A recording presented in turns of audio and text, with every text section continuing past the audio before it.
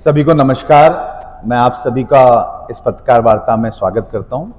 हमारे बीच में उपस्थित आदरणीय मुकेश नायक साहब, मेरे साथी सहयोगी जो कुछ मुद्दों पे आज आप सबका ध्यान आकर्षित करेंगे, राहुल राज जी, अभिनव बारोले जी, स्वदेश शर्मा जी, पंजाबी जी, अवनीश जी और तमाम पत्रकार साथियों। हम सभी जानते हैं कि हमारे देश की और प्रदेश की 70% से अधिक आबादी किसानों की है और रोज़मर्रा की ज़िंदगी में हम किसानों से जुड़े हुए हैं, क्योंकि उन्हीं के द्वारा जो अन्न पैदा किया जाता है उसी को हम खाते हैं, उसी से हमको ऊर्जा लेते हैं और उनके बिना हम सबका जीवन अधूरा है। और मध्य प्रदेश की सरकार ने इस वर्ष को कृषि कल्याण वर्ष घोषित किया था, लेकिन आज मध्य प्रदेश की हालत क्या है?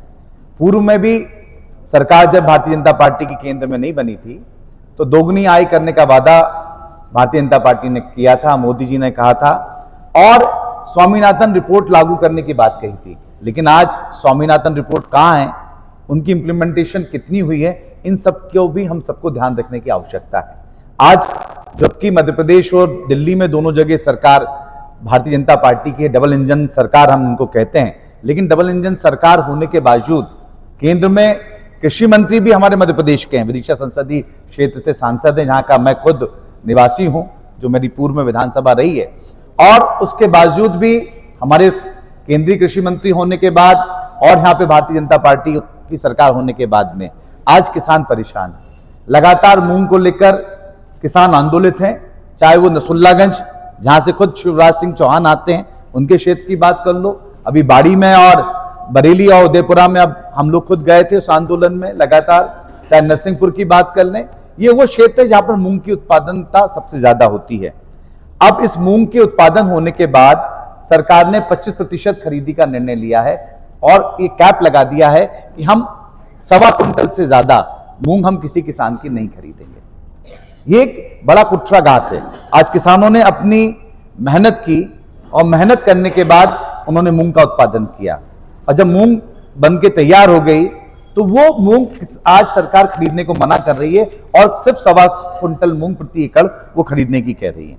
लगभग 5 लाख हेक्टेयर से अधिक जो मूंग है वो तो शिवराज सिंह चौहान साहब के जो संसदीय क्षेत्र है, उनसे लगा हुआ क्षेत्र है, चाहे वो नरसिंहपुर हो, चाहे वो विदिशा रायसेन की बात हो, चाहे वो नसरुल्लागंज की बात हो, चाहे खातेगांव की बात हो, इसी बेल्ट में लगा है। लगभग 9 लाख से 10,20,000 हेक्टेयर के करीब में पूरे प्रदेश के अंदर मूंग लगा है, उसका आधा इसी क्षेत्र में लगा हुआ है। और जो उत्पादन की अनुमान है वो लगभग 18 से 20 लाख मैट्रिक टन होने का अनुमान है। लेकिन केंद्र सरकार ने जो कहा है कि हम मात्र इसमें से 4 लाख मैट्रिक टन मूंग खरीदेंगे, 4.5 लाख का कोटा मिला है। अगर केंद्र सरकार ये कोटा कम कर रही है तो हमारे कृषि मंत्री जी क्या कर रहे हैं और डबल इंजन की सरकार क्या कर रही है?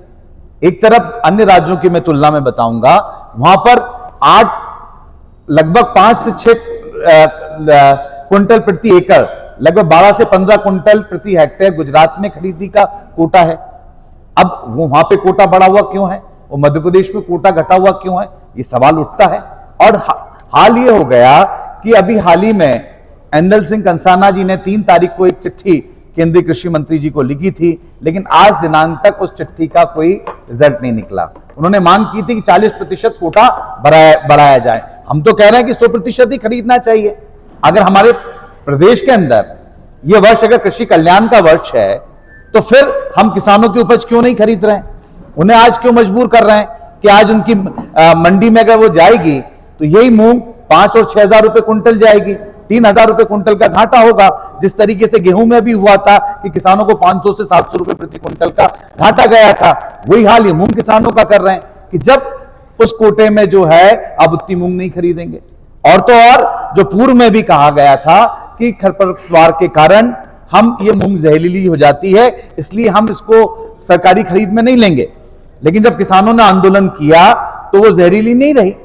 फिर बात आती है कि मूंग में बहुत ज्यादा जहर आ गया, नुकसान कर रहे हैं, तो फिर किसानों को लगाने क्यों दे रहे हो? अगर हमारे सबके हेल्थ के लिए नुकसानदायक है तो आप मूंग लगाने के लिए प्रतिबंध लगा दो कि कोई भी मूंग नहीं लगेगी। और मुझे एक बात समझ में नहीं आ रही, मेरा सबसे बड़ा प्रश्न यह है कि अगर 1.25 कुंटल जहरीली नहीं है तो फिर उसी खेत से उपजी हुई 4 कुंटल जो बाकी की मूंग है वो जहरीली कैसे हो गई? एक ही खेत से उत्पादन हो रहा है, एक ही खेत से उपज आ रही है, उसमें से 1.25 कुंटल तो आपने कह दिया कि हम खरीद लेंगे, मतलब जहरीली नहीं है, और बाकी की 4 कुंटल उसका क्या, वो जहरीली है। तो जहरीली कैसे हो गई? एक ही फसल की, एक ही खेत की फसल, उसके 2 मायने हो गए। तो ये बड़ा यक्ष प्रश्न बैठता है। ये हम सबको देखना होगा कि ये 75% की जो खरीदी नहीं किसानों की होगी, इसकी नुकसान की भरपाई सरकार कैसे करेगी, ये एक बहुत बड़ी बात है। दूसरा, मूंग के जब हम आंकड़े देखते हैं, अन्य प्रदेशों से हम इसका मुकाबला करते हैं, जैसे गुजरात में मैंने कहा वहां पे 12 कुंटल प्रति हेक्टेयर की वो खरीद का वहां पे कोटा दिया गया है, तो वहां पे एमएसपी की सुरक्षा मिली हुई है, उसके अधीन वो सारी की सारी मूंग बिक जाती है। उत्तर प्रदेश में हम देखें तो वहां पे अनुपातिक भूमि जोत के अनुसार वहां पर वो मूंग खरीदी जा रही है। चाहे हरियाणा की बात करें, वहां पे भी एमएसपी पे और सिस्टम के अंतर्गत मूंग पूरी खरीदी जा रही है, लेकिन मध्य प्रदेश में क्यों नहीं खरीदी जा रही है?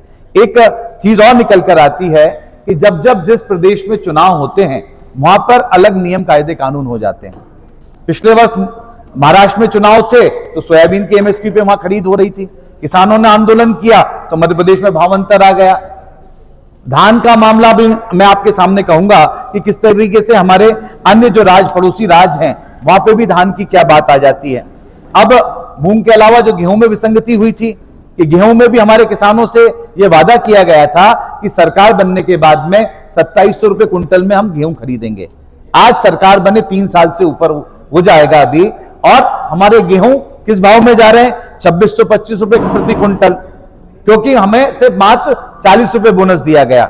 और वही राजस्थान में भारतीय जनता पार्टी की सरकार है, यही डबल इंजन की सरकार वहां है, वहां 2700 रुपए कुंटल में गेहूं खरीदा जा रहा है, वहां पर बोनस ज्यादा दिया जा रहा है 150 रुपए कुंटल का।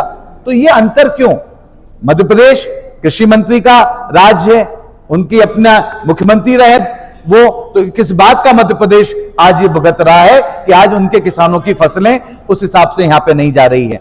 और तो और चुनावी वादों का उल्लंघन तो खुले रूप से किया जा रहा है। छत्तीसगढ़ में आप देख लीजिए, वहां पे कृषक उन्नति योजना बनाम मध्य प्रदेश की उदासीनता हम देख लें कि वहां पे धान 3100 रुपए कुंटल में खरीदी गई पिछले साल, जहां वहां पे चुनाव के पहले छत्तीसगढ़ में धान खरीदी का वादा किया गया था। तो छत्तीसगढ़ सरकार ने चुनाव जीतने के बाद उस योजना को लागू कर 3100 रुपए कुंटल में वहां पे धान खरीद रही है, लेकिन मध्य प्रदेश में 2359 रुपए की धान पिछले वर्ष खरीदी गई, जो कि एमएसपी केंद्र सरकार ने तय की थी। तो जो ये घाटा गया, ये घाटा 735 रुपए का ये किसानों को गया, इसकी भरपाई कैसे होगी? तो लगातार किसानों के साथ ये नुकसान का काम कर रही है अन्य राज्य, इन्हीं की सरकार। चाहे राजस्थान की बात कर लो, चाहे छत्तीसगढ़, हमने पड़ोस के राज्यों से तुलना की, चाहे गुजरात की बात करो, तो वहां पे मूंग में गुजरात अलग पॉलिसी है, गेहूं में राजस्थान की पॉलिसी अलग है, धान की पॉलिसी जब आते हैं छत्तीसगढ़ की अलग है। लेकिन हमारी मध्य प्रदेश की सरकार इन सब मामलों में फेल हो चुकी है,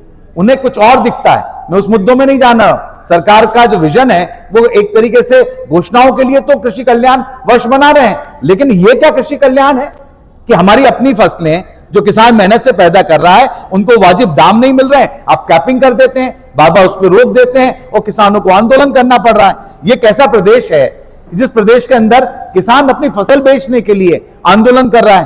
बात एक और है, यहां पर हम सबको समझने की आवश्यकता कि हम एमएसपी क्यों घोषित करते हैं। एमएसपी भी केंद्र की सरकार घोषित करती है, तो एमएसपी पे सीधा खरीदी क्यों नहीं हो रही है? यह केंद्र सरकार की नाकामी है। मेरा आरोप है समर्थन मूल्य पे खरीदने के लिए अलग से सेंटर लगाने की आवश्यकता क्यों पड़ रही है?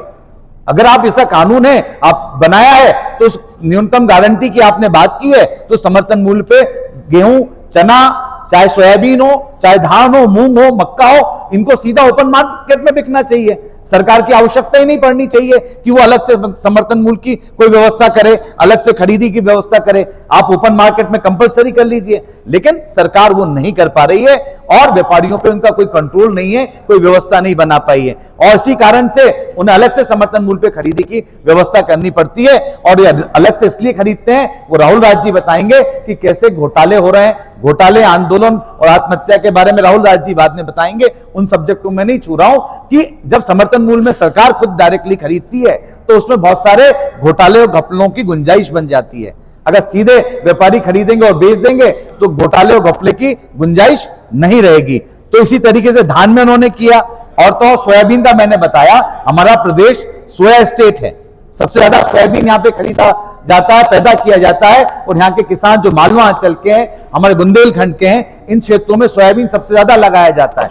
लेकिन सोयाबीन के साथ में भी क्या हुआ कि ये 3,500 रुपए क्विंटल तक सोयाबीन बिका, जिस सोयाबीन को 6,000 से ज्यादा रुपए में बिकना चाहिए था, 6,400 रुपए के लगभग समर्थन मूल्य था, वो 3,500 लगभग आधी कीमत में सोयाबीन बिका। और जब किसानों ने आंदोलन किया पिछले वर्ष, तो जब जाकर कहीं सरकार से थी, क्योंकि महाराष्ट्र में चुनाव थे, तो महाराष्ट्र में एमएसपी पे खरीदी के केंद्र जगह जगह बने, चुनावी लाभ लेना था, लेकिन मध्य प्रदेश में ऐसी व्यवस्था नहीं थी। लेकिन जब आधे से ज्यादा किसानों ने अपना सोयाबीन बेच चुके थे, जब सरकार भावांतर योजना लेकर आई, वही भावांतर, जब भी कोई अलग से योजना आएगी तो उसमें घपले और घोटाले होते हैं, जिसमें कई तरीके से गेहूं गायब हो जाते हैं, धान गायब हो जाती है, ये सरकारी सिस्टम से ये सारी की सारी चीजें गायब हो जाती हैं। इसी के तरीके से जो फसल बीमा योजना है किसानों की, 2016 में माननीय प्रधानमंत्री नरेंद्र मोदी जी सीहोर जिले के शेरपुर, जो कि मेरी खुद की विधानसभा में आता है, इछावर विधानसभा में, वहां पर आकर प्रधानमंत्री फसल बीमा योजना का कार्यक्रम लागू करके गए थे। उस कार्यक्रम में मैं स्वयं मौजूद था और प्रधानमंत्री जी ने घोषणा की थी कि हम खेत को इकाई मानेंगे और खेत को इकाई मानकर जो फसलों का नुकसान होगा उसकी भरपाई करेंगे।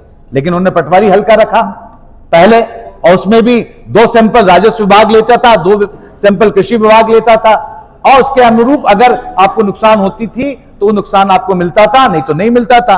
और उसमें भी जो नदी नाले किनारे के किसान थे, अगर उस सैंपलिंग व्यवस्था में नहीं आते थे तो फसल बीमा योजना का लाभ उन्हें नहीं मिलता था, वो नहीं आता। अब सैटेलाइट के माध्यम से उन्होंने पिछले वर्ष कहा कि हम सैटेलाइट सर्वे के आधार मानेंगे, वो सैटेलाइट सर्वे के आधार पर हम नुकसान दे देंगे। लेकिन वही सैटेलाइट जिन्होंने जब अनावरी के पहले किसान ने कितनी फसल लगाई, तो गेहूं को चने और चने को गेहूं बता दिया। अब उसी की रिपोर्ट के अनुसार आपने फसल बीमा की राशि दी तो 0 मध्य प्रदेश को मिला, कितना? 0। और जबकि कई किसान ऐसे थे जिनकी फसलें सोयाबीन की खराब हुई थी और उनको बीमा का लाभ नहीं मिला था। सैटेलाइट सिस्टम से हम कितना यकीन कर लें, अभी पराली जलाने के लिए भी वही सैटेलाइट सिस्टम उन्होंने लागू किया था। कितने किसानों के पास नोटिस गए थे, कई जगह गए, नहीं गए। आज भी वो सिस्टम मध्य प्रदेश में या देश में उतना माकूल नहीं है, लेकिन उस सिस्टम को ये हथियार बना रहे हैं कि हमें तो सैटेलाइट सर्वे की रिपोर्ट आ गई है इसलिए हम बीमा नहीं दे रहे हैं। लेकिन हकीकत कुछ और होती है। प्रधानमंत्री जी ने ये कहा था, बड़ी विनम्रता पूर्वक मैं कहना चाहता हूं, उन्होंने ये भी कहा था कि अगर फसल किसी किसान ने बोई, उसके बाद उसमें बारिश होने के कारण, अतिवृष्टि के कारण वो अगर फसल खराब हो गई, फिर से बोना पड़ेगा। तो आज मैं इस मंच के माध्यम से आप सभी के सामने एक बात रखना चाहता हूं, मध्य प्रदेश में आप ये बता दीजिए, सरकार भारतीय जनता पार्टी की, किसान, कृषि मंत्री जी और मुख्यमंत्री जी, कि आपने कितने किसानों को उनकी फसल की बोनी खराब होने के बाद आपने बीमा दिया। ये तो आंकड़े आपके पास होंगे। हमारे प्रधानमंत्री जी ने जब ये बात कही थी कि अगर फसल खराब हो जाती है और फसल खराब होने के बाद हम बोनी के बाद वो जो फसल खराब होगी उस पर हम बीमा देंगे, लेकिन आज तक कितने किसानों को दिए वो आंकड़ा आप हमें दे दें। 0 किसान है मेरी नजर में, अभी तक एक भी किसान को अतिवृष्टि के बाद, बोनी के बाद वो नहीं मिली है। उन्होंने कहा था कि जो फसल खलियान में आने के बाद अगर खराब हो जाती है तो उस पर भी हम बीमे की राशि देंगे। तो ये बता दीजिए कि कितने किसानों की जो फसल आ गई है खलियान में और बारिश के बाद खराब हो गई, उनको कितने को आपने बीमा दिया? क्योंकि अब तो आप सैटेलाइट में माध्यम से आ गए, तो सैटेलाइट सर्वे में क्या आ जाएगा? क्या आपने, बड़ी बड़ी बीमा कंपनियां, बार बार ये बात आप सबके सामने आती है कि वो लोग करोड़ों रुपए की कमाई करते हैं, तो कितने एम्प्लॉइज उनके पास में है, क्योंकि सरकारी सिस्टम के ऊपर डिपेंडेंट है। अपने कितने कर्मचारी उन्होंने अपॉइंट कर रखे हैं ताकि वो खेत तक पहुंच सकें, गांव तक पहुंच सकें, आरआई सर्कल तक पहुंच सकें या तहसील और जिले स्तर तक पहुंच सकें। इस मामले में वो आज भी नगण्य है। फसल बीमा योजना भी छलावा है एक तरीके से। ये एक तरीके से किसानों को आंख में धूल झोंकने का काम सरकार कर रही है। वास्तविक किसान आज भी बीमे का लाभ नहीं उठा पा रहा है। एक और समस्या जो किसानों को आई है वो है खाद्य संकट। हमारी सरकार लगातार मॉडर्न टेक्नोलॉजी की तरफ बढ़ती जा रही है, लेकिन उस मॉडर्न टेक्नोलॉजी की तरफ बढ़ते समय क्या हमारे किसानों को मॉडर्न कर रही है? क्या उन्हें वो व्यवस्थाएं दे पा रही हैं? क्योंकि अभी जो खाद मिल रहा है, आप सब भली भांति जानते हैं, ई टोकन व्यवस्था उन्होंने कर दी है। पहले खाद के लिए किसान को किसान के रूप में पंजीयन करवाना पड़ता है, फिर उनकी फसलों की जानकारी देनी पड़ती है, इन सबके लिए ओटीपी बार बार आता है, और अगर सर्वर डाउन हो गया तो ओटीपी नहीं मिलता, फिर से ये व्यवस्था नए सिरे से चालू होती है। कितने किसानों के पास एंड्रॉइड मोबाइल है जिसके माध्यम से ये सब चीज वो कर सकता है? उसको क्योस सेंटर जाना पड़ता है या कंप्यूटर सेंटर ऑपरेटर किसी के पास जाना पड़ता है, और हर बार के 50 रुपए लेता है, और अगर कहीं सर्वर डाउन हुआ तो फिर अगले दिन प्रोसेस चालू होने के लिए फिर उसे 50 रुपए देने पड़ते हैं। तो यह एक स्थिति बन गई है कि किसान लुट रहा है और उसे खाद नहीं मिल रहा है। सोयाबीन की बोनी पूरे क्षेत्र में हो चुकी है, मक्का की बोनी हो चुकी है। कई किसान ऐसे हैं, लाखों किसान, जिनको बगैर खाद के बोनी करनी पड़ी क्योंकि इस सिस्टम के कारण उन्हें डीएपी खाद नहीं मिल पाई। और तो अब धान की बोनी चल रही है, लेकिन खाद आज भी उनसे नदारद है। श्योपुर में ऐतिहासिक चक्का जाम किया गया इसी खाद की किल्लत को लेकर, वो आप सबके सामने है। और तो और केंद्रीय कृषि मंत्री महोदय, आपको भी जब आप अपने संसदीय क्षेत्र में जाते हैं तो वहां के किसान आपका रास्ता रोकते हैं और खाद के लिए ज्ञापन देते हैं। तो ये इसके बाद आप क्या कर रहे हैं इस योजना के लिए? क्योंकि जिम्मेदारी जवाबदारी मुख्यमंत्री जी की और केंद्रीय कृषि मंत्री जी आप दोनों की है। आप यहाँ के कृषि मंत्री के लेटर का जवाब नहीं दे रहे हैं, और किसान जो ज्ञापन देते हैं उस पर भी कोई कार्रवाई नहीं हो रही। और तो और खादों की जो दाम है वो किस तरीके से बढ़ गए। एनपीके का दाम 730 रुपए प्रति बैग बढ़ गया है। जो एनपीके पहले 1720 रुपए में मिलता था 50 किलो की बोरी, आज 2450 रुपए की बिकने लगी है। वही एक तरीके से जो एनपीके 16 है वो 1475 से बढ़कर 2050 रुपए का हो गया, लगभग 575 रुपए प्रति बैग में उसके भाव बढ़ गए हैं। पोटास, उसमें भी जो है 50 किलोग्राम की जो बोरी है वो 440 रुपए उसके ज्यादा भाव हो गए। 1535 रुपए की जो बोरी बिकती थी अब 1975 रुपए की वो बोरी